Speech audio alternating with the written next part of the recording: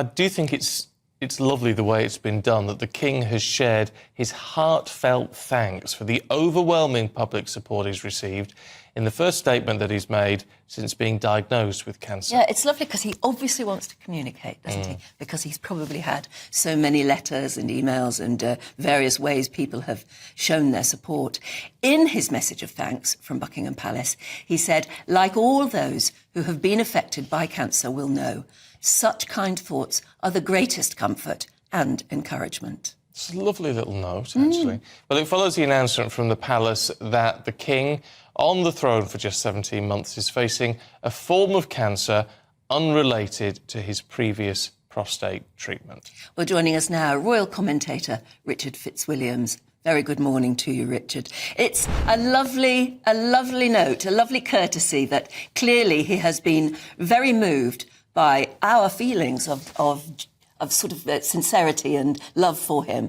And he has returned it in kind, hasn't he?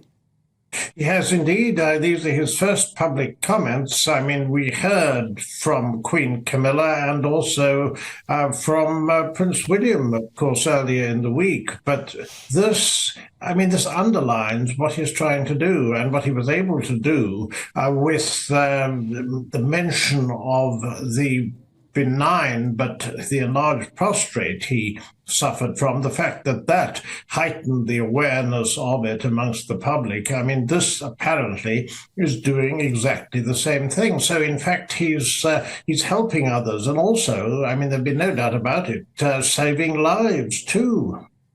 It's that whole thing, though, isn't it, Richard, that we've talked about for a long time now, sort of understanding the royals a bit more, them being a little bit more human, if you like. And this really seems to be a sense of that now, the fact that we know genuinely how much he appreciates all that we feel for him.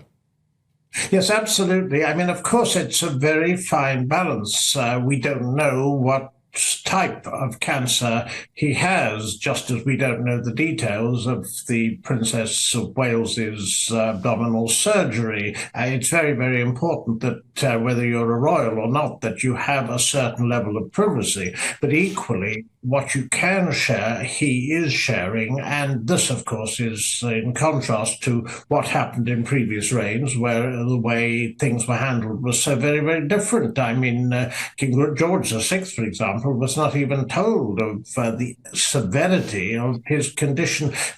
With changing times, and he's taking advantage of this, and also he's making absolutely certain that the good wishes of not only the nation but also the world, because he's an international figure. I mean, for whether it's he sees himself, I think, somewhat of a convener king, environmental matters, interreligious understanding, and so forth. There's been shock both nationally and in the other realms and internationally at this news, as you say, with only 17 months in the job, and something to fight that he never dreamt he'd have to, I imagine. And I imagine as well that he probably never dreamt he would be this popular in the hearts of his people.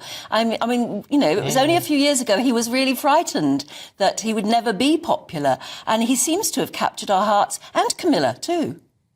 Yes, now, the point you make about the Queen, I mean, this is most important because she is his soulmate. They are so similar. The sense of humour is the same. They have, of course, similar ages, similar friends. I mean, he was absolutely certain that she was non-negotiable. And there's no doubt, absolutely no doubt at all, that describing Camilla as his rock, I think it's very, very appropriate, because of course you do need someone to lean on when you're undergoing treatment, which must be unquestionably very difficult, exhausting. Who knows how individuals respond to it? I mean, obviously there won't be any blow-by-blow account, but what we do expect, we expect him, apparently, reportedly, he'll be in London. He'll be also the meetings with the Prime Minister. He'll be continuing his state duties, but of course the public duties, the engagements. These will be taken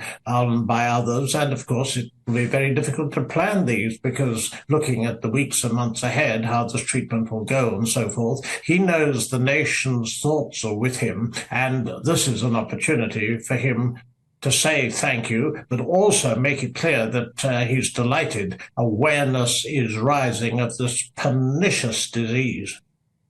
Indeed so. Richard, good to see you this morning. Thank you.